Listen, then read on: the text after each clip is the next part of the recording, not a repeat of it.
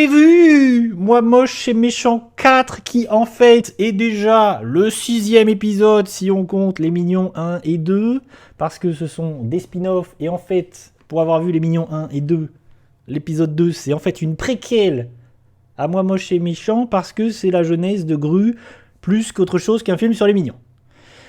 Ceci dit, Illumination, ils sont sur une très bonne lancée en ce moment parce que Moi moche et méchant, c'est un carton mais stratosphérique. Les Mignons, bam.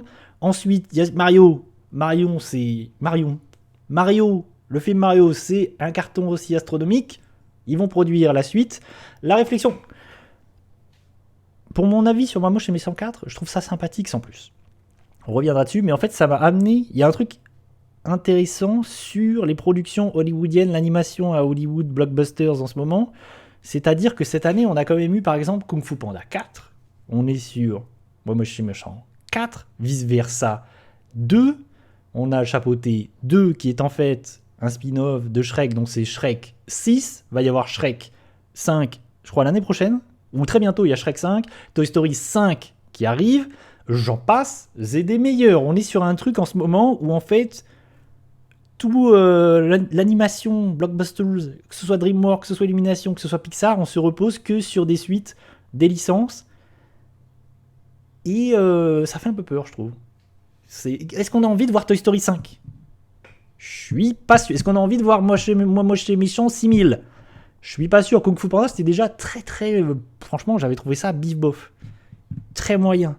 Vice versa 2, je l'ai trouvé, pareil, très décevant. Et en fait, c'est un peu flippant parce que par exemple, Pixar, je sens qu'ils ont changé de braquet et que chez Pixar, il va y avoir plus que des suites. Parce que Vice Versa 2 est un succès stratosphérique. Apparemment, là, c'est un énorme succès. Ça va être peut-être le meilleur, le plus gros blockbuster, le plus gros box-office chez Pixar, ça va être Vice Versa 2. Contre toute attente. Et en fait, c'est vite réfléchi pour Pixar parce que ils ont floppé avec les Pixar récents, Élémentaire, Lucas, les films qui ne sont pas sortis au cinéma, Alerte Rouge, Saul aussi. Malheureusement, c'est des films originaux, des nouvelles licences, des nouvelles IP.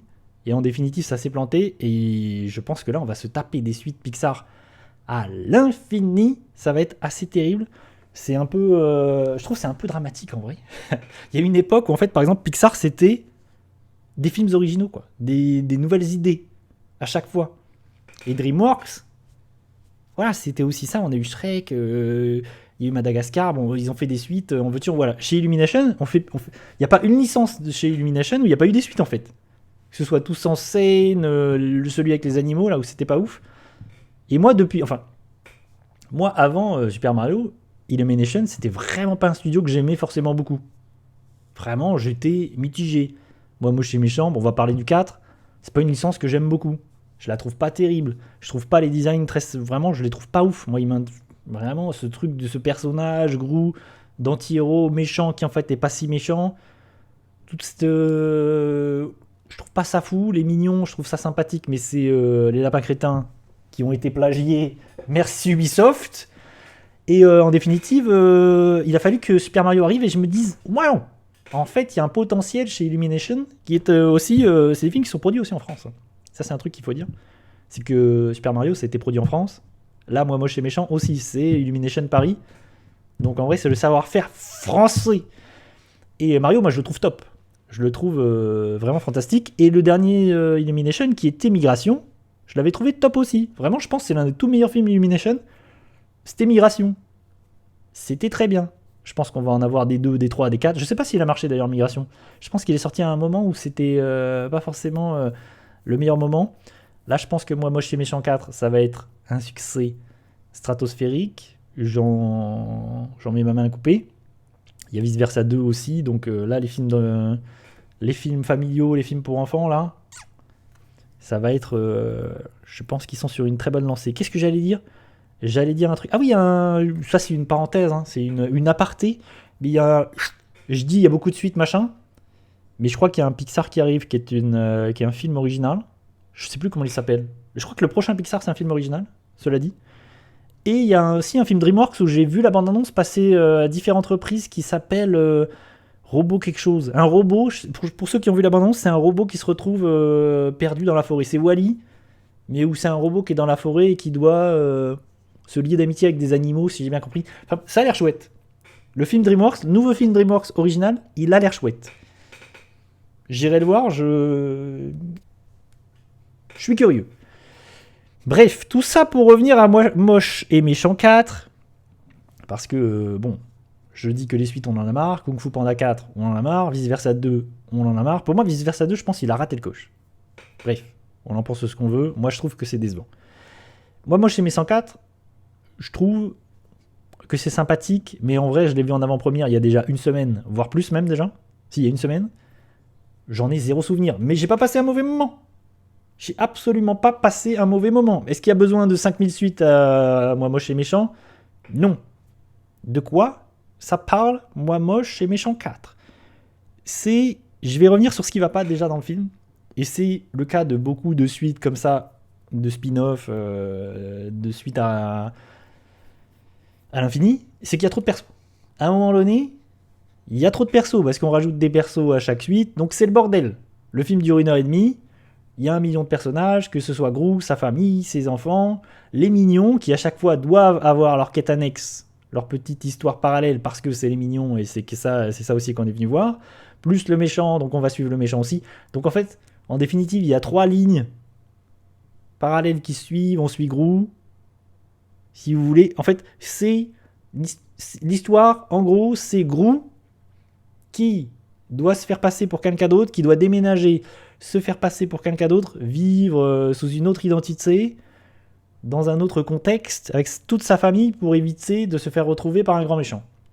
Donc c'est une sorte de film d'espionnage où il est là, incognito, et où, voilà, face à son voisinage et à toutes les personnes qui l'entourent, il doit faire en sorte d'être quelqu'un d'autre. Et c'est le cas de ses enfants aussi, qui du coup arrivent dans une école, rencontrer des nouvelles personnes. Il y a ce petit truc, il y a cette histoire, il y a cette ligne de scénario, il y a la ligne, hop, avec les mignons, et je pense que c'est la ligne la plus sympa du film, parce que les mignons, ça marche, c'est toujours un peu cool.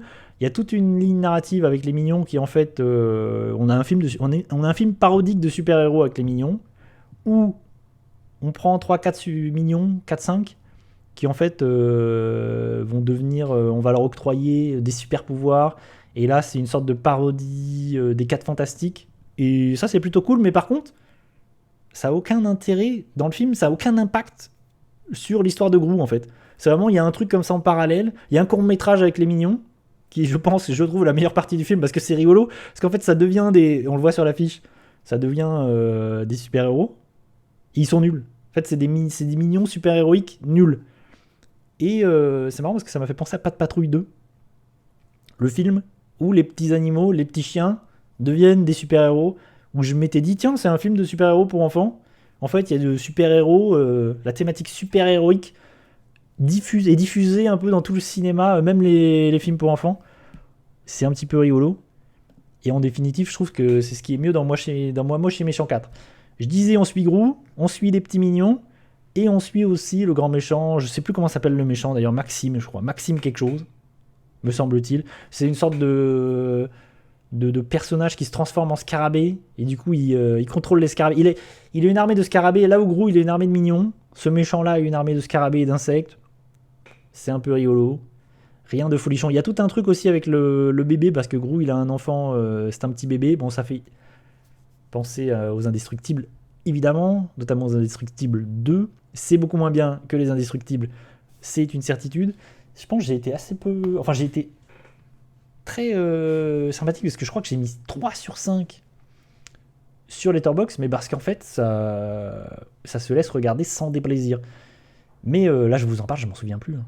Et c'est ça qui est dommage, c'est ça qui est... Par exemple Kung Fu Panda 4, s'il faut que je me remémore le film, je sais plus de quoi ça parle. Là vraiment c'est des films, ils s'évaporent. Je passe pas un mauvais moment, plutôt même sympathique, même que je rigole à certains moments parce qu'il y a des trucs bêtes et méchants, c'est rigolo. Mais en vrai, rien de fifou. Est-ce qu'on va encore se taper un Moi Moche et Méchant 5, Toy Story 5, Moi Moche et Méchant 6, en définitive? Et en plus, déjà, il y a beaucoup de persos dans Moi Moche et Méchant, là. Il a des enfants, il en a plusieurs, des filles, machin, bidule. Et le film, il arrive à ramener de nouveaux personnages. C'est-à-dire que les voisins de Gru, ça devient des personnages. La voisine de Gru, ça devient un personnage. La voisine, elle veut devenir grande méchante. Donc il va devoir sympathiser avec elle pour faire toute une scène de braquage à un moment donné. Il y a une scène de... C'est pareil, c'est un court métrage dans le film. Il y a un film dans le film de braquage à un moment donné. Et on te fait ça avec un nouveau personnage plutôt que d'utiliser des personnages qui existent déjà parce qu'il a des filles par exemple. Donc à un moment donné c'est le bordel, il y a trop de persos. Et c'est ça le vrai problème je trouve. C'est que il y a vraiment trop de persos et qu'il y a... En fait, il y a des courts métrages dans le film. Et qu'au final, la ligne principale, c'est pas très intéressant. Mais c'est pas désagréable à suivre. Parce que ça dure 1h30 et que c'est sur un rythme effréné. Ça m'a beaucoup fait penser à ce que fait le film Mario. Vraiment, ça n'arrête jamais. Je pense que c'est la rythmique de Illumination. Ça dure 1h30 et ça file tout droit. Ça n'arrête jamais. C'est vraiment hyper dynamique. Il faut pas que les enfants s'endorment. Les enfants, ils vont pas s'endormir. Les enfants, ils vont être... ils ont du sang dans le... On leur a infusé du sang dans le sucre. Moi, je suis méchant, c'est du sang dans le sucre pour les enfants. Je pense que les enfants, ils ressortent de la séance. Ils ont tous les petits... le langage des mignons à l'infini, ça rend fou. Je pense que les parents se deviennent fous. Voilà où on en est. Donc, j'ai pas dit, mais il y a toujours Gad Elmaleh, il y a toujours Audrey Lamy, Alex Lutz en VF. Moi, j'ai pas grand-chose. Franchement, je trouve que ça marche. Hein. Ça, là-dessus, j'ai pas de problème. Je trouve que Gad Elmaleh, il fait le taf sur Gru. Pas de problème là-dessus. Et puis voilà. Ce que vous voulez que je vous dise de plus, c'est encore une suite. C'est pas folichon. Voilà. Je pense qu'on peut le mettre dans la catégorie. Je sais plus combien j'avais mis à Kung Fu Panda 4, mais je pense que j'ai mis 3 aussi à Kung Fu Panda 4. À la réflexion. Parce que je l'ai vu, j'ai pas trouvé ça désagréable, j'ai passé un bon moment, mais il m'en est rien resté. Là, c'est la même chose. Par contre, j'ai préféré ça aux Mignons 2. Parce que les Mignons 2, je l'ai vu, mais j'avais trouvé ça pas fou du tout. Vraiment, les Mignons 2, j'avais trouvé ça... En plus, j'avais été déçu des Mignons 2 parce qu'en fait, c'est pas un film mignon. Tu sens qu'ils savent pas quoi en faire quand on est centré sur les mignons. Ils savent pas quoi en faire, donc ils sont obligés de ramener d'autres persos. On est obligé de ramener Gru. Donc en fait, on n'a jamais réellement de film mignon, c'est un peu dommage. Voilà en ce qui concerne Moi Moche les Méchants 4. En vrai, je suis sûr que ça va être un énorme succès, mais c'est pas folichon.